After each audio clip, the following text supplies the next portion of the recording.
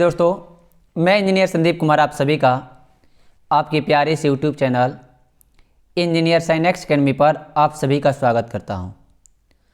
दोस्तों, उम्मीद है कि आप सभी बहुत अच्छे होंगे और घर पे अपने एग्ज़ाम की तैयारी कर रहे होंगे।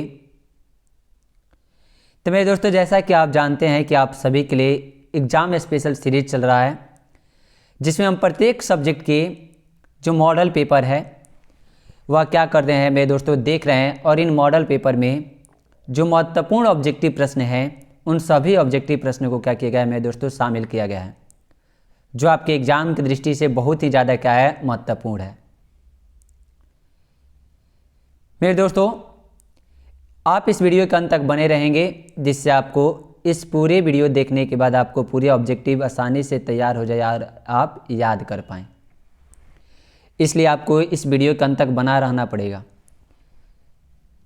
मेरे दोस्तों, कहा जाता है कि मुश्किलों से भाग जाना आसान होता है, हर पहलू जिंदगी का इम्तिहान होता है। मुश्किलों से भाग जाना आसान होता है, हर पहलू जिंदगी का इम्तिहान होता है। डरने वालों को मिलता नहीं कुछ जिंदगी में, डरने वालों को मिलता नहीं कुछ जिंदगी में, लड़ने वालों के कदमों में जहान होता है। यानी अगर आपके जीवन में संघर्ष है तभी आप महान कहला पाएंगे। बिना संघर्ष का जो जीवन होता है वह जीवन नहीं कहलाता है। या आपके जीवन में अगर परेशानियां आ रही है तो उन परेशानियों से बढ़ने का नाम है जीवन, और उस जीवन को बेहतर तभी कर पाएंगे जब आपकी पढ़ाई क्या होगी, बेहतर होगी। तो चलिए मेरे दोस्तों, आज की क्लास में हम क्लास टेंथ के साइंस के सीरीज़ के ऑब्जेक्टिव प्रश्न आज के क्लास में क्या करने वाले हैं, कंप्लीट करने वाले हैं। अगर आप इस वीडियो पर नए हैं तो मेरे चैनल को सब्सक्राइब करें, जिससे आपको नए वीडियो की जानकारी क्या हो जाए, मिल जाए। और साथ साथ में लाइक और कमेंट करना ना भूलें कि आपको यह वीडियो कैसा लगा, और साथ साथ में अपने दोस्तों को भी शेयर करें कि वह भी एग्ज़ाम की बेहतर तैयारी कर पाएँ। साथ साथ में मेरे दोस्तों, यह भी ऐसा भी प्रश्न है कि आप अगर किसी भी प्रकार के कॉम्पिटिटिव एग्जाम की भी तैयारी करते हैं जिसमें साइंस के प्रश्न पूछे जाते हों, तो उसके लिए क्या है, यह महत्वपूर्ण सीरीज़ है। तो चलिए मेरे दोस्तों, आज की क्लास को शुरू करते हैं और पहला आपका क्वेश्चन देखते हैं। साथ साथ में आप यह भी करेंगे कि आप जितने भी प्रश्नों का उत्तर दें, साथ साथ में अपने प्रश्नों का उत्तर का भी जाँच करें कि आप कितने प्रश्नों का सही उत्तर दे रहे हैं, क्योंकि आज हम कुल 80 प्रश्न ऑब्जेक्टिव प्रश्न को क्या करने वाले हैं, कंप्लीट करने वाले हैं। तो आप मेरे साथ साथ प्रश्नों का भी उत्तर देंगे, जिससे आपको पता चले कि आपने कितने एग्जाम की तैयारी की है और आपको कितना भी तैयारी करना क्या है बाकी है। लेकिन आप इस वीडियो के अंत तक बने रहेंगे तो आपको सारे ऑब्जेक्टिव क्या हो जाएंगे, क्लियर हो जाएंगे। चलिए मेरे दोस्तों, क्लास को शुरू करते हैं और देखते हैं पहला क्वेश्चन। प्रकाश के किरणों के समूह को कहते हैं। तो प्रकाश के किरणों के समूह को क्या कहा जाता है मेरे दोस्तों, तो वह किरणपुंज कहा जाता है। क्या कहा जाता है, किरणपुंज कहा जाता है। प्रकाश की अगर चाल देखा जाए तो मेरे दोस्तों होता है वह 3 × 10⁸ मीटर प्रति सेकेंड होता है। कितना होता है प्रकाश की चाल मेरे दोस्तों, तो 3 × 10⁸ मीटर प्रति सेकेंड होता है। पढ़ते हैं अगले प्रश्न की ओर। दूसरा, सिग्नलों की व्याख्या कहाँ होती है। तो सिग्नलों की जो व्याख्या हमारे आँख के अंदर वह कहाँ, तो मस्तिष्क में होती है। कहाँ पर होती है, मस्तिष्क ही क्या करता है, सारी चीज़ों को बताता है। अगला प्रश्न है, सेल के विद्युतवाहक बल का मात्रक होता है। तो सेल के विद्युतवाहक बल का जो मात्रक होता है वह क्या होता है मेरे दोस्तों, तो सेल के विद्युतवाहक बल का मात्रक जो होता है वह वोल्ट होता है। क्या होता है, वोल्ट होता है। ओम जो होता है वह प्रतिरोध का होता है। किसका होता है, प्रतिरोध का मात्रक क्या होता है, ओम होता है। एम्पियर जो होता है वह धारा का मात्रक होता है। किसका, धारा का। और कूलम्ब जो होता है वह आवेश का मात्रक है। किसका मात्रक है मेरे दोस्तों, तो आवेश का। बढ़ते हैं अगले प्रश्न की ओर। 4 नंबर, विद्युत धारा की दिशा में परिवर्तन होने पर चुंबकीय क्षेत्र की दिशा। अगर विद्युत धारा की दिशा में अगर परिवर्तन किया जाएगा तो चुंबकीय क्षेत्र की दिशा भी क्या हो जाती है, बदल जाती है। क्या हो जाती है मेरे दोस्तों, बदल जाती है। अगला प्रश्न देखते हैं 5 नंबर, शारीरिक कार्यों को करने के लिए किस प्रकार की ऊर्जा का उपयोग किया जाता है। यानी शरीर से अगर हम कोई कार्य करते हैं तो उसके लिए किस ऊर्जा का हम उपयोग करते हैं, तो इसका तो पेशीय ऊर्जा का। किसका, पेशीय ऊर्जा का क्या करते हैं, उपयोग करते हैं। यानी हमारे शरीर में जो हड्डियां हैं उन्हीं हड्डियों की सहायता से, उसी के अंदर जो ऊर्जा रहती है उसी की सहायता से हम क्या करते हैं, कार्य करते हैं। अगला प्रश्न है, परखनली में बेरियम हाइड्रोक्साइड और अमोनियम क्लोराइड को 2:1 के अनुपात में मिलाया जाता है। कितने? 2:1 के रूप में अगर मिलाया जाता है तो परखनली को छूने पर क्या होता है? ठंडा महसूस होता है। तो बताएं कि यह किस प्रकार की क्या है? अभिक्रिया है। तो अगर क्या किया जाता है कि बेरियम हाइड्रोक्साइड और अमोनियम क्लोराइड को 2:1 के रूप में अगर मिलाया जाता है और परखनली को छूने पर कैसा महसूस हो? ठंडा महसूस हो, तो इसका सही जो क्या कौन सी अभिक्रिया होती है? तो यह ऊष्माशोषी अभिक्रिया होती है। कौन सी? ऊष्माशोषी, जिसमें ऊष्मा का क्या होता है? अवशोषण होता है। और जिसमें ऊष्मा क्या होती है? बाहर निकलती है, उसको ऊष्माक्षेपी। जिसमें दो अभिकारक मिलकर के एक उत्पाद का निर्माण करे उसे संयोजन, और एक अभिकारक टूट करके दो उत्पाद का निर्माण करे उसे क्या कहा जाता है? अपघटन अभिक्रिया कहा जाता है। बढ़ते हैं अगले प्रश्न की ओर। 7 नंबर, निम्नांकित में कौन भस्मीय लवण है?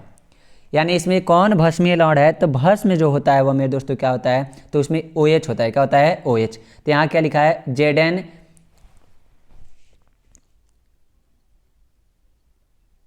ZnOHCl। क्या लिखा है? ZnOHCl। तो हाइड्रोक्साइड जो होता है वह भस्मीय होता है। क्या होता है? भस्म होता है। इसलिए क्या हो जाएगा? यह ZnOHCl जो हो जाएगा वह भस्मीय लवण हो जाएगा। क्या हो जाएगा? भस्मीय लवण। NaCl जो है वह आपका क्या है? लवण है, सोडियम क्लोराइड। अगला प्रश्न है, ऐसे तत्व जो इलेक्ट्रॉनों को त्याग कर धनात्मक आयन बनाते हैं वह क्या कहे जाते हैं? तो जो इलेक्ट्रॉनों को त्यागते हैं उनको कहा जाता है मेरे दोस्तों क्या? तो धातु कहा जाता है। क्या कहा जाता है? धातु। और जो इलेक्ट्रॉनों को ग्रहण करते हैं उनको अधातु कहा जाता है। क्या कहा जाता है? अधातु। और जो ना इलेक्ट्रॉन और ना ग्रहण करते हैं ना त्यागते हैं उनको उपधातु कहते हैं। क्या कहते हैं? उपधातु। 9 नंबर प्रश्न है, एसिटिक अम्ल का IUPACीय नाम क्या है? एसिटिक अम्ल जो है उसका IUPACीय नाम क्या होता है? तो 9 नंबर का सही उत्तर क्या हो जाएगा? एथेनोइक अम्ल। क्या हो जाएगा मेरे दोस्तों? एथेनोइक अम्ल।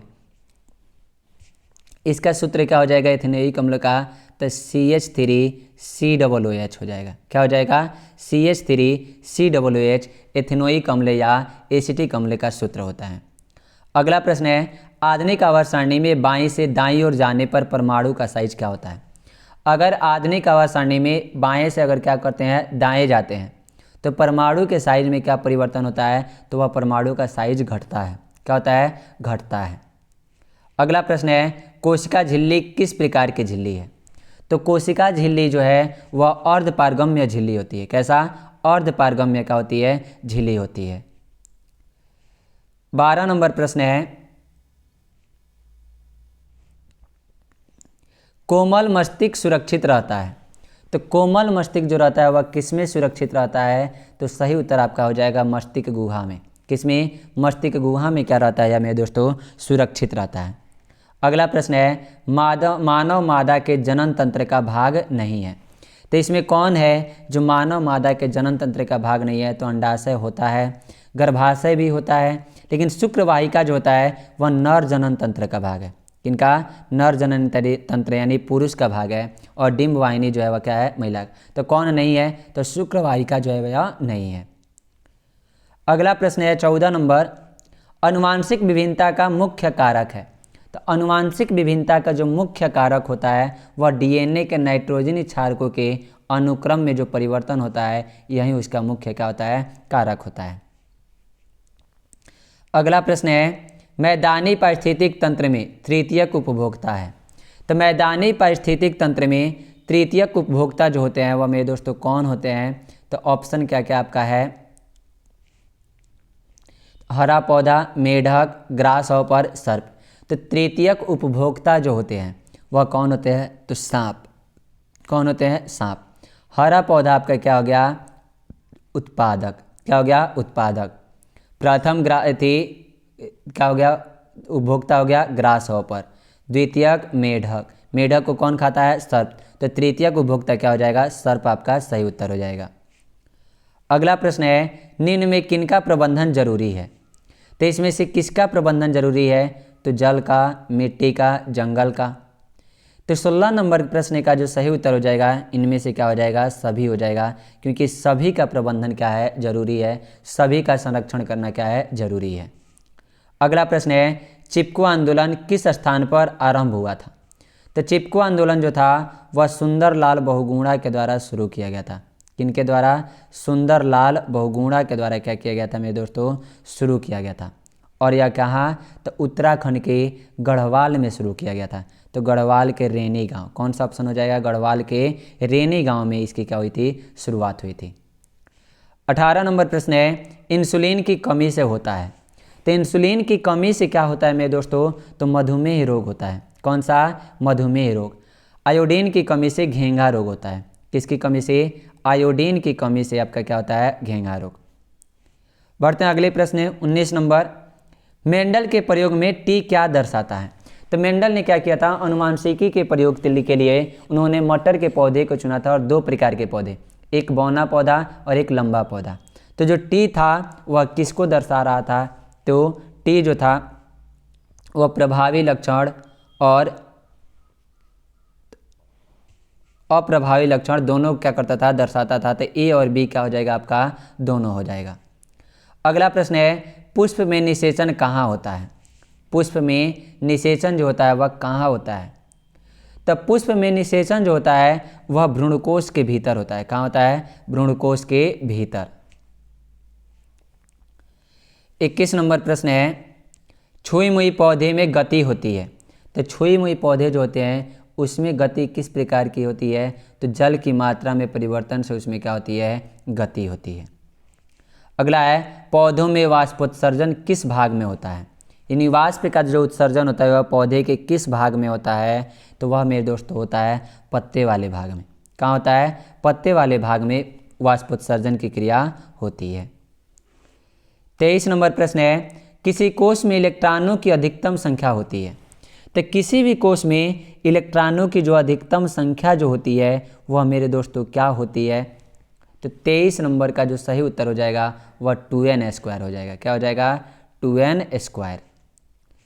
अगला प्रश्न है, एल्किल समूह का सामान्य सूत्र।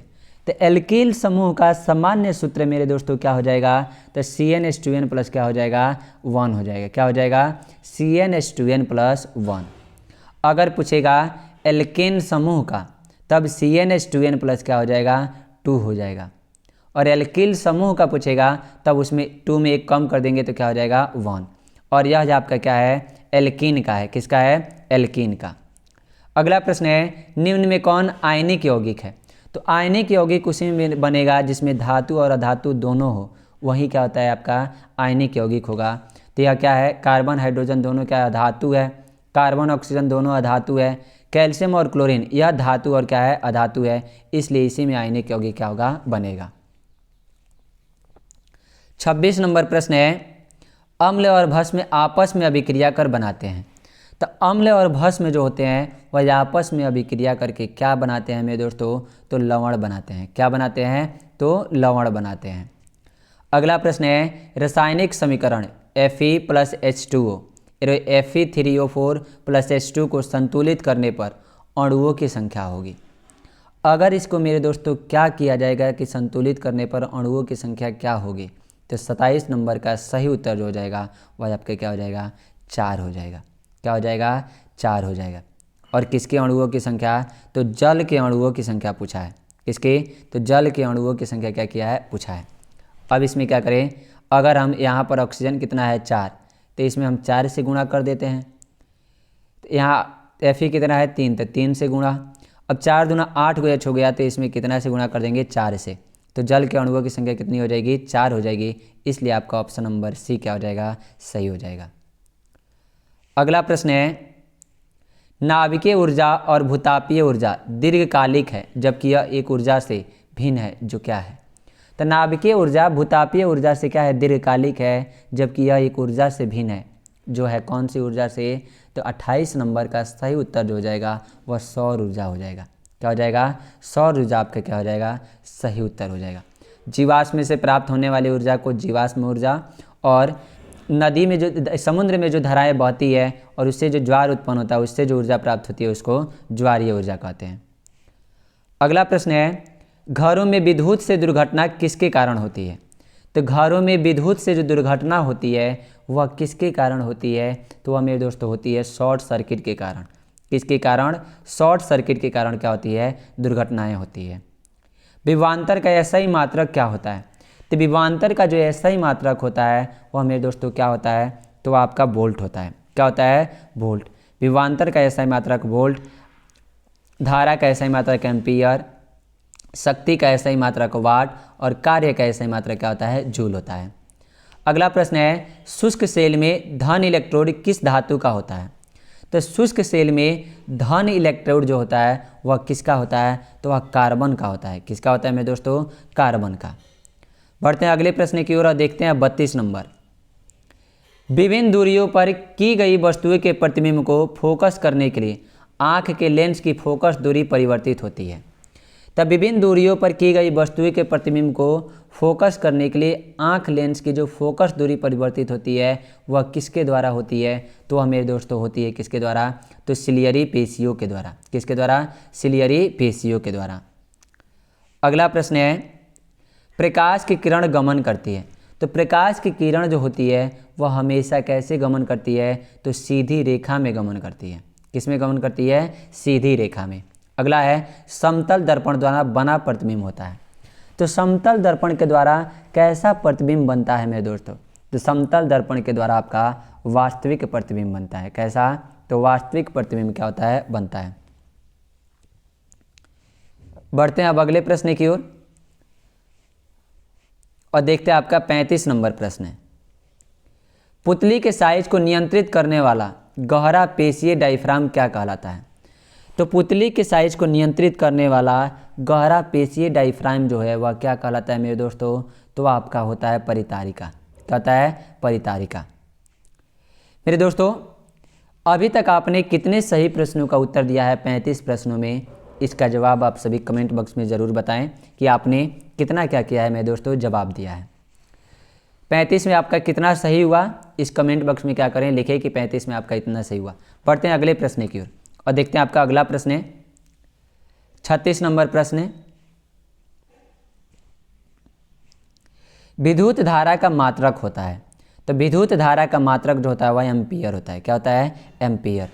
प्रतिरोध का मात्रक ओम, विभवांतर का मात्रक है, विभव का मात्रक वोल्ट, शक्ति का मात्रक क्या होता है, वाट। अगला प्रश्न है, किसी पास में विद्युत धारा प्रवाहित करने पर पास के अंदर सभी चुंबकीय क्षेत्र रेखाएं।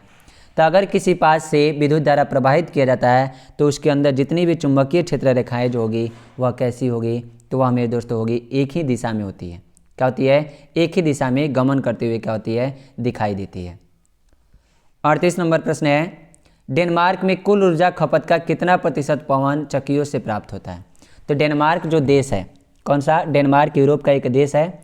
अब उसमें पवन ऊर्जा के द्वारा जो पवन चक्की से जो प्राप्त ऊर्जा होता है उस खपत का कितना प्रतिशत होता है, तो 38 का सही उत्तर जो हो जाएगा वह 25%, यानी 1/4 केवल आपके क्या होता है, पवन चक्कियों से प्राप्त होता है।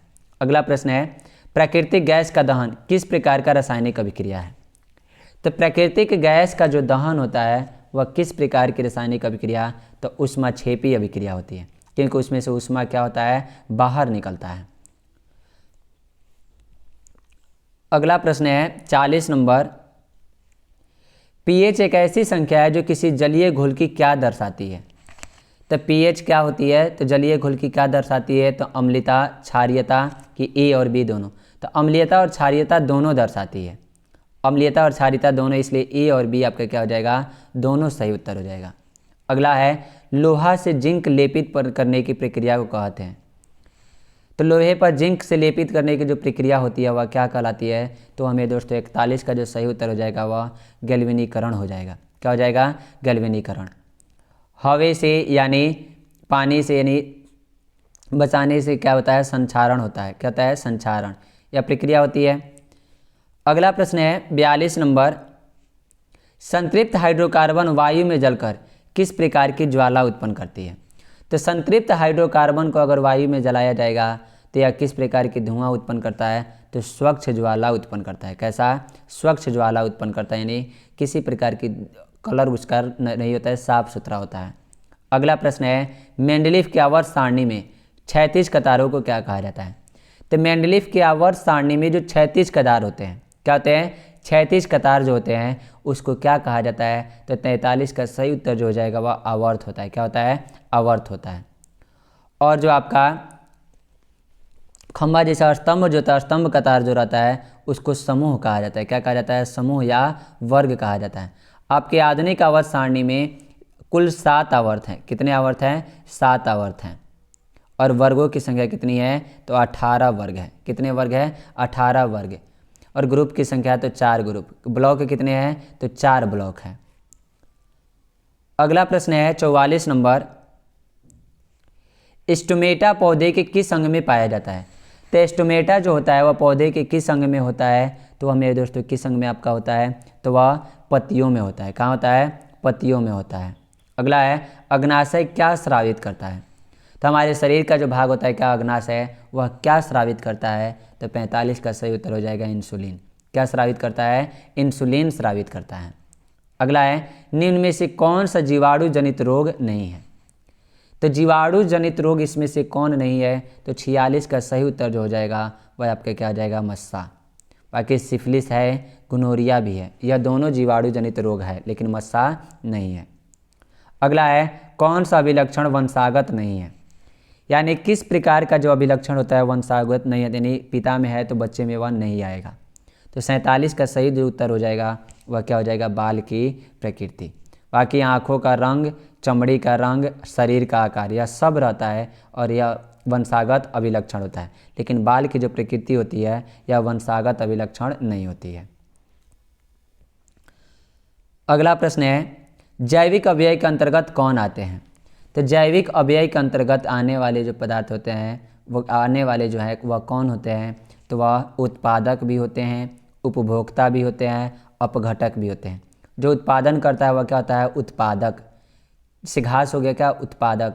उसको खाने वाला जो रहता है वह पहला उपभोक्ता होता है, और जो उसको पचा देता है, यानी जब हम क्या करते हैं कीड़े मकोड़े जो रहते हैं वह क्या कहलाते हैं? अपघटक कहलाते हैं। तो इनमें से क्या हो जाएगा? आपका सही उत्तर हो जाएगा। यह सब जैविक अव्यय के क्या है?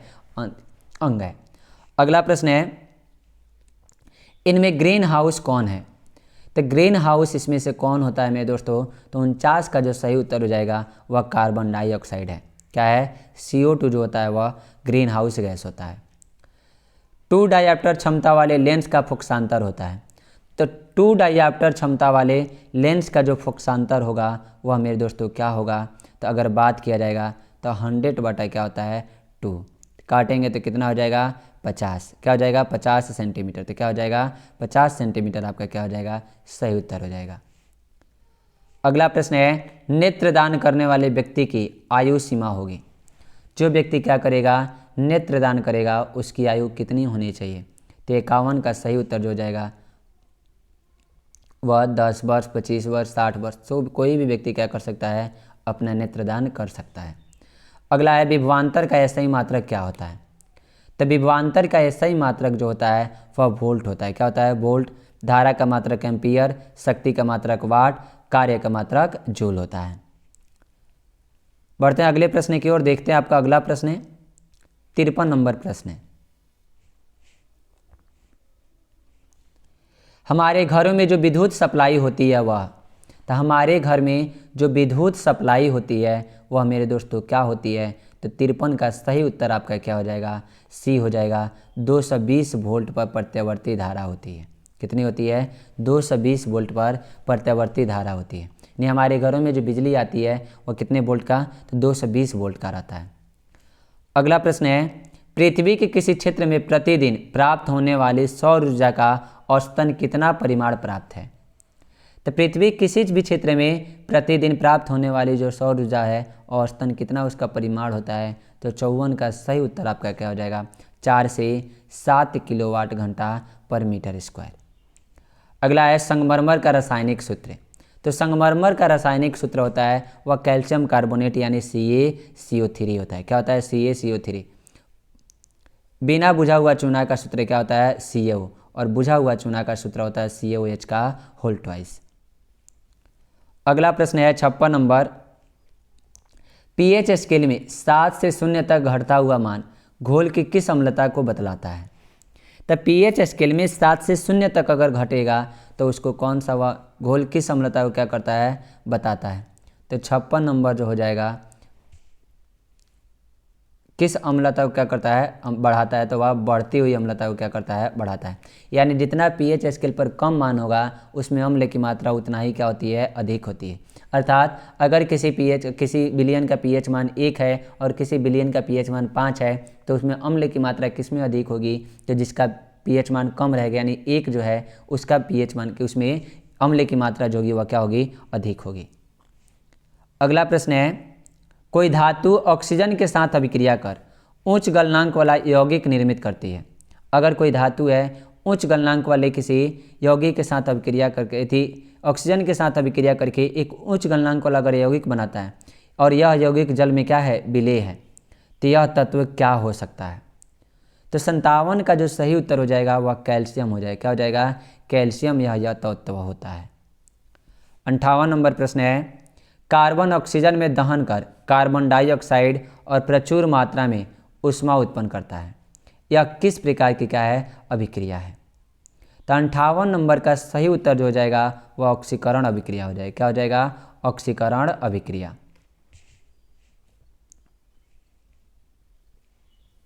अगला प्रश्न है 59 नंबर, मेंडलीफ ने अपनी आवर्त सारणी तैयार करने के लिए कौन सा मापदंड अपनाया। तो जो मेंडलीफ थे उसने आवर्त सारणी को तैयार करने के लिए कौन सा मापदंड, तो परमाणु द्रव्यमान को अपनाया। किसको, परमाणु द्रव्यमान को। 60 नंबर प्रश्न है, रक्त में आयरन की कमी से होने वाला एक रोग है। तो रक्त में अगर आयरन की कमी हो जाती है तो इससे कौन सा रोग होता है, तो इससे होने वाला जो रोग है वह एनीमिया है। क्या है, एनीमिया जो होता है वह आयरन की कमी से होता है। अगला है, तंत्रिका तंत्र से प्राप्त सूचना के अनुसार अनुक्रिया करने वाला अंग है। तो तंत्रिका तंत्र से प्राप्त सूचना के अनुसार अनुक्रिया करने वाला जो अंग होता है वह कौन होता है, तो अभिवाही अंग होता है। कौन होता है, अभिवाही अंग। 62 नंबर प्रश्न है, निम्नांकित में कौन पुनरुद्भवन का उदाहरण है। तो पुनरुद्भवन का जो उदाहरण है वो इसमें से कौन है, तो 62 का सही उत्तर हो जाएगा हाइड्रा। क्या हो जाएगा, हाइड्रा। आप लोग कमेंट बॉक्स में जवाब देंगे कि अमीबा में किस प्रकार से जनन क्रिया होती है, अमेरिका में कौन सी जनन क्रिया होती है, किस प्रकार से उसमें जनन होता है, या आप कमेंट बॉक्स में क्या करेंगे मेरे दोस्तों, जवाब देंगे। चलिए बढ़ते हैं अगले प्रश्न की ओर। किससे अधिक समानता है, तो अधिक समानता जो है वह किससे है मेरे दोस्तों, तो 63 नंबर का जो सही उत्तर हो जाएगा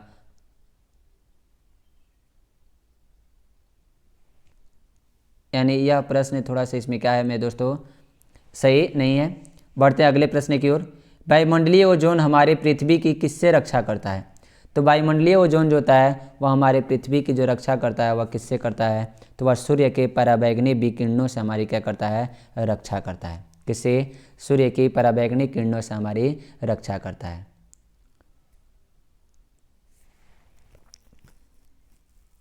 अगला प्रश्न है, वन के निकट रहने वाले लोग वन पर किस लिए निर्भर रहते हैं। तो उन्हें ईंधन प्राप्त होती है, बिल्कुल सही। वन उनके शिकार स्थल है, यह भी बिल्कुल सही है।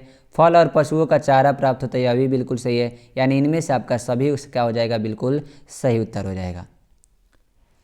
अगला प्रश्न है 66 नंबर, समतल दर्पण द्वारा बना प्रतिबिंब होता है। तो समतल दर्पण के द्वारा कैसा प्रतिबिंब बनता है, तो वास्तविक प्रतिबिंब बनता है। कैसा, तो वास्तविक प्रतिबिंब बनता है। अगला है, मानव नेत्र में किस प्रकार का लेंस पाया जाता है। तो मानव नेत्र में उत्तल लेंस पाया जाता है। कौन सा लेंस, उत्तल लेंस पाया जाता है। 68 नंबर प्रश्न है, विभव का मात्रक है। तो विभव का जो मात्रक होता है वह वोल्ट होता है। क्या होता है, वोल्ट। यह एम्पियर है जो धारा का मात्रक होता है। अगला है 69 नंबर प्रश्न है, चुंबकीय क्षेत्र चुंबक के ध्रुवों पर होते हैं। तो चुंबकीय क्षेत्र चुंबक के ध्रुवों पर क्या होते हैं, तो इसका सही जो उत्तर हो जाएगा वह कह रहा है कि महत्तम, निम्नतम, सामान्य, इनमें से कोई नहीं। तो इसका सही जो उत्तर हो जाएगा 69 का हो जाएगा आपका महत्तम होता है। क्या होता है, महत्तम यानी अधिकतम होता है। अगला प्रश्न देखते हैं, औद्योगिकृत देश अपनी कुल ऊर्जा का कितना प्रतिशत नाभिकीय विद्युत संयंत्रों से क्या करते हैं, पूर्ति करते हैं। तो 70 का सही उत्तर हो जाएगा वह 30% करते हैं। कितने करते हैं, 30%। तो मेरे दोस्तों आप सभी 70 प्रश्नों में कितने ऑब्जेक्टिव प्रश्नों का सही उत्तर दिया है आप कमेंट बॉक्स में ज़रूर बताएं। बढ़ते हैं मेरे दोस्तों अगले लास्ट 10 प्रश्न की ओर, और आपका लास्ट 10 प्रश्न जो है उसको देखते हैं। तो प्रश्न है, रासायनिक अभिक्रिया के दौरान किसी पदार्थ में ऑक्सीजन का ह्रास कहलाता है। तो रासायनिक अभिक्रिया के दौरान किसी पदार्थ में जो ऑक्सीजन का ह्रास रहता है उसको क्या कहा जाता है? तो उसको अपचयन कहा जाता है, और जिसमें ऑक्सीजन जुड़ता है उसको उपचयन। अगला प्रश्न है 72 नंबर, पीएच स्केल में 0 से 14 तक के मान होते हैं, 0 का मान क्या दर्शाता है? तो 0 से 14 तक पीएच स्केल में मान होता है, और यह 0 जो होता है वह क्या दर्शाता है? तो 72 का सही उत्तर सामान्य अम्ल। क्या दर्शाता है? सामान्य अम्ल को क्या करता है? वह दर्शाता है। अगला है, विद्युत अपघटन में इलेक्ट्रॉन मुक्त होता है। तो विद्युत अपघटन में इलेक्ट्रॉन जो मुक्त होता है वह एनोड पर होता है। किस पर? एनोड पर क्या होता है? मुक्त होता है। अगला है, कार्बन आवर्त सारणी के किस ग्रुप का तत्व है? तो कार्बन जो है वह आवर्त सारणी के किस ग्रुप का तत्व है? तो 74 का हो जाएगा 4A का है। कौन से ग्रुप का? 4A का क्या है? तत्व है। 75 नंबर प्रश्न है, मेंडलीफ की आवर्त सारणी में किन तत्वों को उचित स्थान पर रखने में कठिनाई उत्पन्न होती है? तो मेंडलीफ का जो आवर्त सारणी में है उसमें अगर उचित स्थान रखने पर किन तत्वों को रखने पर कठिनाई होती है? तो 75 का सही उत्तर जो हो जाएगा वह भारी तत्वों को। किन तत्वों को? भारी तत्वों को रखने पर क्या होती है? कठिनाई उत्पन्न होती है। कुटपाद किसमें पाया जाता है? तो कुटपाद के द्वारा भोजन कौन ग्रहण करता है मेरे दोस्तों? तो 76 का अमीबा जो होता है वह कुटपाद के सहायता से क्या करता है? भोजन ग्रहण करता है। अगला है 77 नंबर, प्रतिवर्ती क्रिया क्या है? तो प्रतिवर्ती क्रिया इनमें से कौन सी है? तो 77 का सही उत्तर लार आना, यह भी है। रक्तदान, यह भी है। हृदय गति, यह भी है। तो इनमें से सभी आपका क्या हो जाएगा? सही उत्तर हो जाएगा। अगला प्रश्न है, निम्न में से कौन एक लिंगी पुष्प है? यानी इनमें से कौन जो होता है वह एक लिंगी पुष्प होता है? तो आपका पपीता जो होता है वह क्या होता है? एक लिंगी पुष्प होता है। क्या होता है? एक लिंगी पुष्प। अगला है, यानी किसी दूसरे पुष्प पर इसको सहायता रहनी पड़ती है, बाकी सरसों, गुड़हल, गुलाब। अगला है, मानव में लिंग गुणसूत्रों की संख्या कितनी होती है? तो मानव में लिंग गुणसूत्रों की जो संख्या होती है वह 2 होती है। पुरुष में XY होता है और मादा में XX होता है। लास्ट प्रश्न है, उत्पादक भोजन बनाने के लिए क्या करते हैं? तो उत्पादक जो होते हैं वह भोजन बनाने के लिए मेरे दोस्तों क्या करते हैं? तो वह प्रकाश संश्लेषण की क्रिया करते हैं। क्या करते हैं? प्रकाश संश्लेषण की क्रिया करके वह अपना भोजन क्या करते हैं? तैयार करते हैं। तो मेरे दोस्तों, आपका जो ऑब्जेक्टिव प्रश्न था यह पूरा क्या होता है? कंप्लीट होता है। आप सभी ज़रूर बताएंगे कि आपने 80 में कितने सही प्रश्नों का क्या किया है मेरे दोस्तों? उत्तर दिया है, जिससे आपको अनुमान लगेगा कि आपने कितना तैयारी किया है और आप बोर्ड एग्जाम में कितने मार्क्स स्कोर कर पाएंगे। तो आपको यह वीडियो कैसा लगा ज़रूर बताएंगे, और साथ साथ में इसका जो PDF होगा वह आपके मेरे टेलीग्राम चैनल किस पे मिल जाएगा मेरे दोस्तों? तो इंजीनियर साइनेक्स एकेडमी जो नाम से टेलीग्राम चैनल है उस पर आपको क्या हो जाएगा? या मिल जाएगा। इसी नाम से यार साइनेक्स एकेडमी नाम से क्या है? टेलीग्राम चैनल है। उस पर आप ज्वाइन करेंगे तो वहाँ से आपको PDF क्या हो जाएगा? मिल जाएगा। मैं उसका लिंक जो होगा वह डिस्क्रिप्शन में डाल दूंगा, आप वहाँ से जा करके PDF टेलीग्राम ज्वाइन करके PDF प्राप्त कर सकते हैं। तो चलिए मेरे दोस्तों, आज के लिए इतना ही। फिर मिलते हैं आप सभी के साथ नेक्स्ट क्लास में। जय हिंद।